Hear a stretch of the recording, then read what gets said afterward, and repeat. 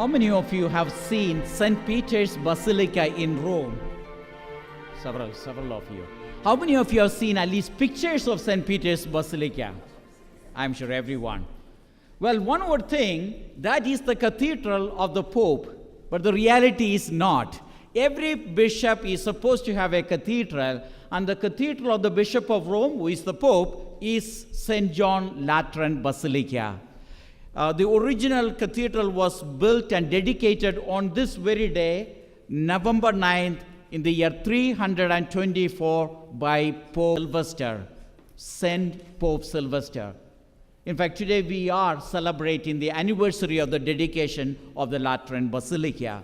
And so the readings are all centered around the temple and the holy places. In fact, today in the gospel we heard Jesus cleansing the temple in Jerusalem. The first reading spoke about the life-giving water that was flowing from the temple. In the second reading of today from Paul's letter to Corinthians, he says, "Do you not know that you are the temple of God and that the Spirit of God dwells in you? You are God's building." Beautiful, powerful statement from St. Paul that we are God's temple. We are God's dwelling place. And so we have no right to desecrate it with the sinful activities. Instead, we as good stewards of our body, we need to take care of our body really, really well. We need to eat right, a proper diet. We need to exercise well. And then we need to go for medical checkup from time to time. And that is how we show that we are good, responsible stewards of our body that God has given to us. Reminded of a little kid that was sitting on the lap of Grandpa and was feeling the wrinkles of Grandpa and asked, "Grandpa, did God make you?" And Grandpa said, "Of course God did."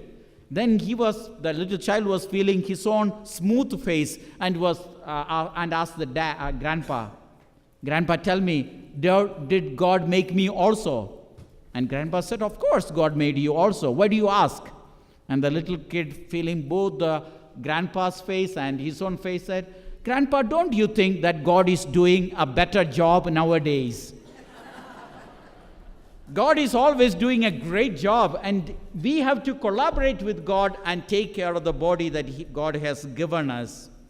You know, the philosophers of old, like Aristotle, Plato, and Socrates, used to say, "Know thyself.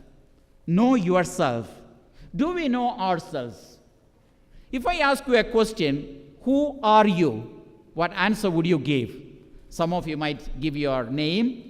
Some others would say, "I'm a resident of Tri-City," or someone else might say, "I am an American citizen." Who are you? We know we are all created in the image of God, and so we are unique, we are special. There is only one and only you in the world. All of us have a self-image of ourselves. How do we get the self-image? It is our perception of ourselves that gives us the self-image. It's also based on what others see in you. And thirdly, it depends on how you perceive others to be looking at you. And that gives us the self-image. And some of us have a very, very poor self-image of ourselves. Some others have good self-image. But once you have a self-image of yourself, you need to accept yourself as you are. Maybe some people don't like the length of the nose, or some do not like the shape of the ear, or they don't like the height that they have, or the width that they have. But we need to accept ourselves as we are. Though I preach about it, I used to have some problem soon after my ordination because my hair began to thin, and I was not ready to accept the fact that bald is beautiful. And so, you know what I did? I was growing long hair this side and then taking it and covering the rest of the head. But I had a problem. Whenever the breeze or the wind would come, they will all get messed up. So the solution was to look for a comb, and I carried a comb in my pocket all the time to put it back all the hair. But then I came across a good hairspray, paste that can paste up all nicely. But still, sometimes when there is a strong wind, it will all be ruffled, and it was a problem. So one fine morning, I got up and went to the barber and said, cut it off. I love my bald head. Bald is beautiful. And today, I have accepted the fact. I have no problem. I can always joke about my head, and I say, God made some perfect heads like me. Others he covered with hair. In fact, at the rectory, Father Brandon has hair on the top, and he shaves off the sides. So we say between the two of us, we have one perfect head.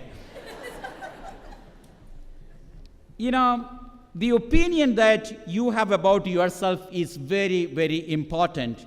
The attitude each of us has toward himself or herself is the most important attitude of all attitudes. If I perceive myself as a loser, I will act like a loser, and I will have the loser mentality. Our lives are shaped by how we perceive ourselves. There is always a recording that's going on that we are playing all the time. I am clumsy. I am ugly. I am not talented. I am inferior.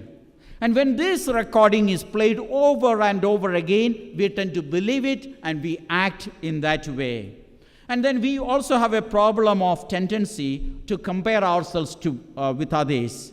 We tend to play a painful comparison game. Compared to him, I'm not so rich. Compared to her, I'm not so beautiful. Compared to her, I'm not gifted or talented. No, never compare yourself, because God has made you in his own image, and you are precious and important to God.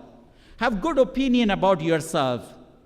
Of course, we have our own shares of problems and failures.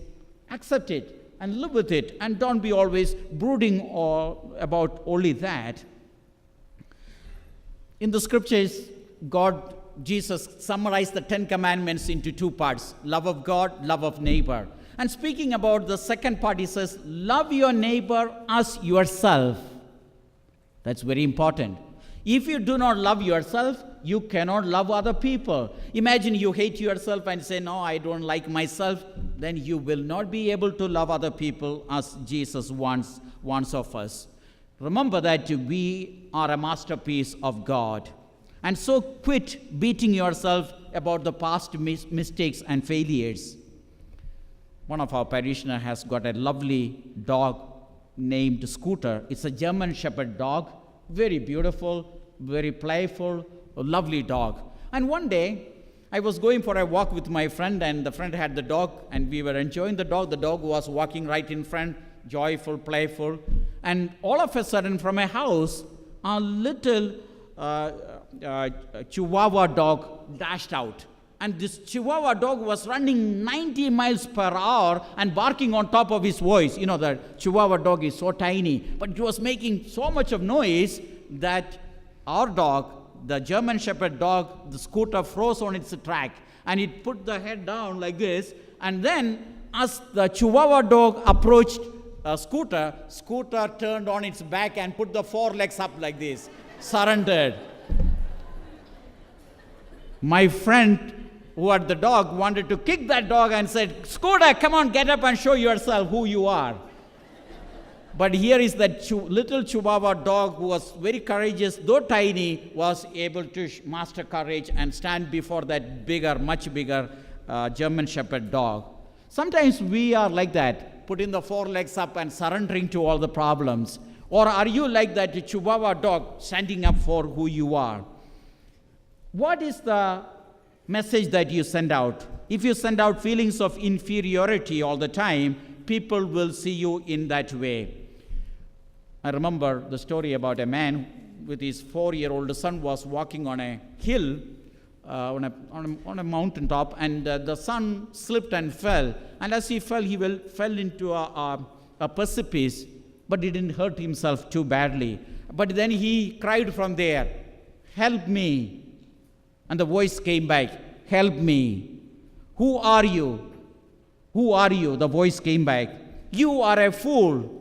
The voice came back, "You are a fool." In the meantime, the dad managed to reach the child, and the child said, "No, nothing wrong with me, I am okay." "But who is that shouting at us?"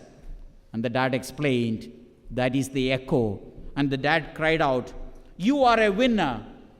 The echo came back, "You are a winner. You are talented. You are talented." Whatever you send out, it comes back just like the echo. What do you send out about yourself? What do you send out? What message do you send out about yourself? Some of us get up in the morning, lie on the bed, and then we think and we say, "Oh, nobody likes me." And think about all the mistakes of the past, the failures, and say you are out of shape, and dwell and brood about everything that is bad. Never say anything negative about yourself. And when you criticize about yourself, you are criticizing the Creator God who created you in His own image. When is the last time that you complimented yourself? Give a pat on your back and say, "I love myself, I'm happy about myself." I know of a parishioner who is a lovely lady in the parish. Whenever she gets up in the morning and looks at the mirror, she says, "Girl, you are looking good." So I was thinking about this homily, so I called up her and asked, "Do you still do that practice?" And she said, "Yes." Today I said, "Girl, some days you look good, but today you are looking really good." You know, when you look at the mirror, you look and say all this hair gray and old, and you look at feel the wrinkles, and you feel pity for yourself and wonder where all the hairs disappeared. Well, I like to give you a little exercise for the next 30 days. When you get up, and the first thing when you look in the mirror, I want you to say, "Good morning, you good-looking thing." You will get a good laugh about that, and you will have a positive mindset, and you can choose to be happy. And many of us also live in fear. We need not fear at all. We only need to fear about fear. The scripture says, "If God be for us, who can be against us?" Some people have a problem with asserting themselves. I'm reminded of a henpecked husband. His wife was very bossy, and he was always not able to assert himself. So he went to a psychologist to get trained in assertiveness, and later the psychologist gave him a booklet to read. On his way back, he read the book. He called his wife and said, "From today onwards, I am the man of this house. Whatever I say is a rule of law here in the house. You're going to fix a gourmet meal for me, and then you're going to prepare the bathtub for me to take a shower. And after that, guess who is going to dress me and comb my hair?" The wife said, "The undertaker." We need to be assertive. Do not allow others to walk over you. Stand up and be strong, and believe in yourself, and tell yourself, "I am lovable and capable." Psalm 8 we read, "You are made little less than a god, crowned with glory and honor. You are fearfully, wonderfully made. You are a child of God Most High."